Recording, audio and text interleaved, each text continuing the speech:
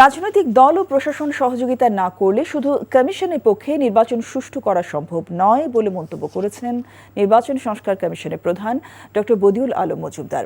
বাংলাদেশ চলচ্চিত্র উন্নয়ন কর্তৃপক্ষ এফডিসিতে এক বিতর্ক অনুষ্ঠানে তিনি কথা বলেন।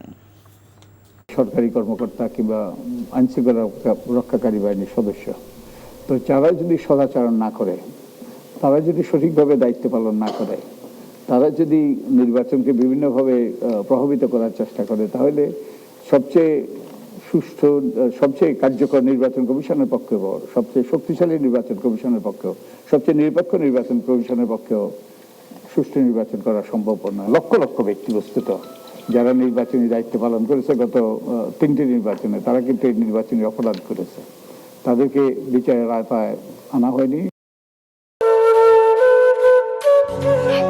বাজে কথা বলবেন, আপনি কি বলতে চাচ্ছেন? এই চাঁদনি আপনার গায়ে এসে পড়েছে? আজে বাজে লক্ষ্য থাকার। তোমার নাম তো উজান চৌধুরী, কিন্তু আপনি কে? আমারে তোমার চেনার কথা না, তোমার দাদার আমলের মানুষ। আমার নাম সাজবাতি। চাঁদনি, আবার কবে দেখা হবে?